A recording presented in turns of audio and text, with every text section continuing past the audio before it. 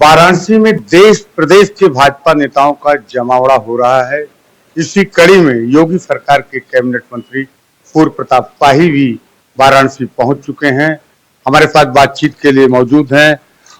मंत्री जी, क्या लग रहा है वाराणसी में इस बार क्या देखने को मिलेगा? तो वाराणसी में कमल खिलेगा, इसमें कोई संदेह ही नहीं है, और ऐतिहासिक रूप से खिलेगा। ये तो काशी हमारी एक अत्यंत प्राचीन धरोहर पुरातन नगरी है, और इसका सौभाग्य है कि यहाँ पर ये नगरी देश के प्रधानमंत्री को चुन रही है। आदरणीय नरेंद्र मोदी को चुनती है, वो देश के प्रधानमंत्री होते हैं।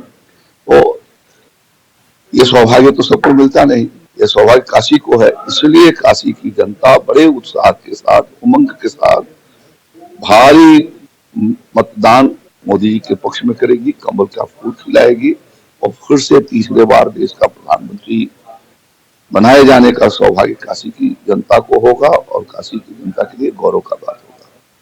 2014 में मोदी जी करीब 4 लाख वोट से जीते। 19 में वो आंकड़ा बढ़ के 5 लाख से ऊपर हो गया।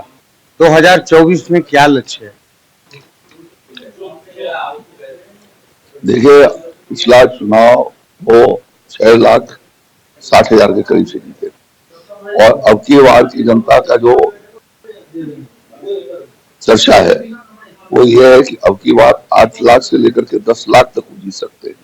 तो रिकॉर्ड मतों से योगी जी मोदी जी जीतने जा रहे हैं, और उन्होंने, और ये जीतना भी चाहिए इसलिए कि ये काशी है, काशी के सांस्कृतिक पुनर्जागरण के दृष्टि से। अंतिम चरण की 13 सीटें हैं जिन पर चुनाव होगा 1 जून को। क्या चुनौतियां देख रहे हैं इंडिया गठबंधन की तरफ? ये कोई चुनौती नहीं है। ये 13 की 13 सीटें इसी क्षेत्र से हमारे देश के प्रधानमंत्री मोदी जी होते हैं, इसी क्षेत्र से हमारे प्रदेश के मुख्यमंत्री योगी आदित्यनाथ जी हैं।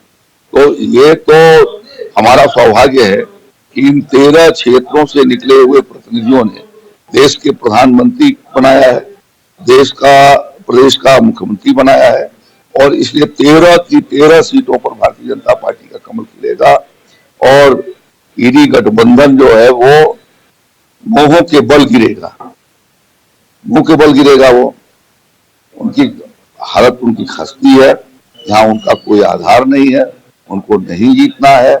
वो झूठी अफवाहों को पैदा करके गलत तथ्यों के आधार पर जनता को गुमराह करने का काम करने की कोशिश कर रहे हैं। लेकिन जनता आज पूरे देश की जागरूक हो चुकी है, पूरी उत्तर प्रदेश की जागरूक हो चुकी है। ये तो वही काशी है जिसने इंदिरा जी की खाट खड़ी कर।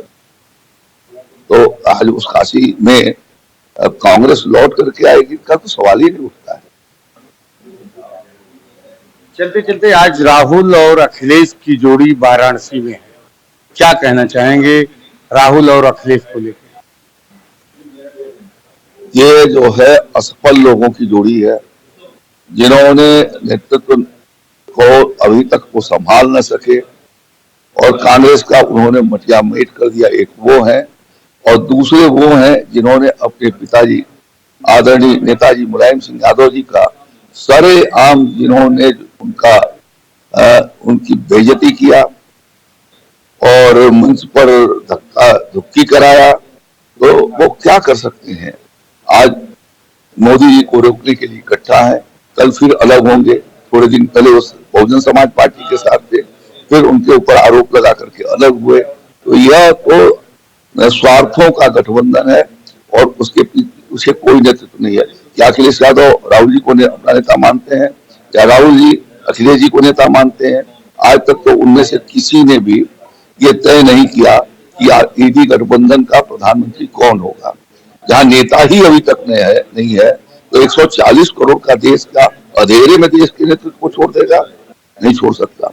मोदी जी ने 10 साल के भीतर जिस मजबूती के साथ देश को आगे बढ़ाया है, समेकित इसका विकास किया है, सीमाओं को सुरक्षित किया है, आंतरिक सुरक्षा को ताकत दिया है, ज्ञान विज्ञान के क्षेत्र में चंद्रमा तक पहुंचे हैं, सूर्य तक पहुंचने की कोशिश कर रहे हैं, महामारी को अपने अच्छे तरीके से मुकाबला किया है, और पंडित दीनदयाल उपाध्याय जी गांधी जी के सपनों को साकार करते हुए समाज के अंतिम पांवदान खड़े हुए लोगों तक, गरीब भाइयों तक, बहनों तक आज उनको मकान मुहैया कराया जाना, शौचालय मुहैया कराया जाना, इसके साथ उनके घर में बिजली को पहुंचाया जाना और उनके घर में नल से पानी की आपूर्ति किया जाना, उनको गैस के सिलेंडर पहुंचाया जाना, एक सुखी जीवन देने का काम इस 10 वर्ष में मोदी जी की सरकार ने किया है।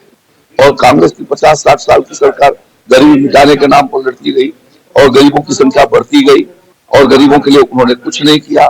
आज वो सिर्फ जो है वो धपोर संखी घोषणाओं को करके और वो चाहते हैं कि हम लोगों को गुमराह कर देंगे, तो ऐसा कुछ नहीं होने वाला है। यहाँ तो लोगों का भरोसा मोदी जी पर है, देश को भरोसा ये हुआ है कि मोदी जी जो कहते हैं वो करते हैं और आगे जो कह रहे हैं उसको करेंगे और देश जो है वो दुनिया के भीतर, विश्व के भीतर एक महान देश के रूप में खड़ा हो। इसलिए विकसित भारत के का जो संकल्प है उस संकल्प को पूरा करने के लिए जनता वोट डालने जा रही है, कमल का फूल खिलाने जा रही है और तीसरी बार प्रधानमंत्री के रूप में नरेंद्र मोदी जी को स्थापित करने जा रही है। ये थे कृषि मंत्री पूर्व प्रताप शाही जी, जिनका साफ कहना है कि रिकॉर्ड मतों से मोदी तीसरी बार प्रधानमंत्री बनने जा रहे हैं। राहुल और अखिलेश का झूठ वो चलने वाला नहीं है। कैमरा पर्सन रमाशंकर यादव के साथ मैं अनिल पाठक, इंडिया वॉइस।